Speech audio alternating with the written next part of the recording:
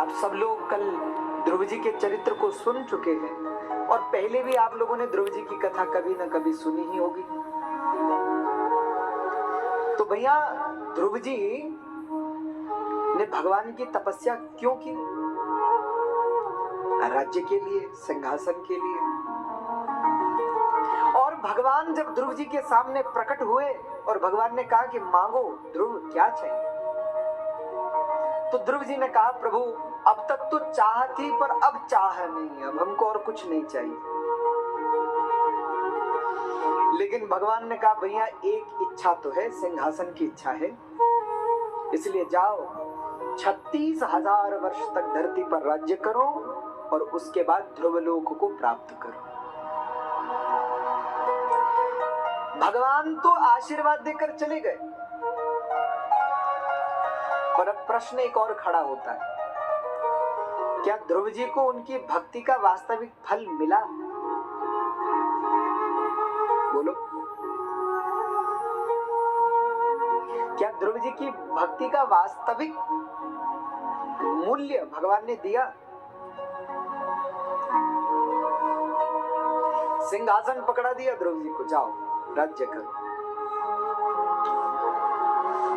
कभी भी भगवान आपके सामने प्रकट हो, सुन लो ध्यान से, मेरी माताओं आप लोग भी, आप लोग बड़ी पूजा करते हैं ना, मंदिर भी जाते हैं, घर पे भी आरती पूजा करते हैं, तो कभी भगवान तुम्हारे सामने प्रकट हो जाए और अगर अकेले आए तो और कहें कि मांगो क्या चाहिए, तो कह देना भैया अभी हमको कुछ नहीं चाहिए, अभी जाओ।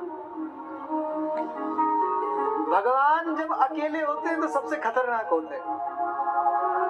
क्यों? अच्छे से अच्छे भक्त को भी ऐसी वैसी वस्तु पकड़ा करके अपना पल्ला झाड़ लेते हैं। इसलिए हमारे संतों ने कहा कि भैया भगवान अकेले आए ना तो भगवान में मिलना मत, और मिल भी लो तो कुछ मांगना मत। इसलिए आप कहीं भी मंदिर में जाओगे तो श्री कृष्ण के बगल में कौन खड़ी है? श्री राधा। हमारे रघुनाथ जी के बगल में कौन खड़ी है? जानकी जी।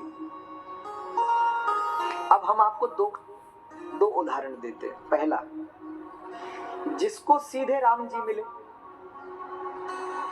और जिसको राम जी के साथ जानकी जी मिली, तो दोनों को अलग अलग चीजें मिली है। पहले है विभीषण जी। विभीषण जी को जब राम जी मिले तो जानकी जी लंका में थी, और विभीषण जी को जब राम जी मिले तो राम जी ने विभीषण जी को क्या दिया? लंका का राज्य। जो संपत्ति शिव रावण नहीं, दीन दिए दसमात, सो संपत्ति रघुनायक सो संपत्ति विभीषण ही, सकुच दीन रघुनाथ। भगवान ने विभीषण जी को क्या दिया? लंका का राज्य। अब दूसरे हैं हमारे हनुमान जी। हनुमान जी को राम जी अकेले तो मिले, पर उन्होंने राम जी से कुछ मांगा ही नहीं। मांगा कब? जब लंका में जाकर उनको जानकी जी का दर्शन हो गया। थोड़ा सा इको कम करिएगा, मॉनिटर इको कम करिएगा, हमिंग आ रही है, थोड़ा हमिंग कम कर लीजिएगा।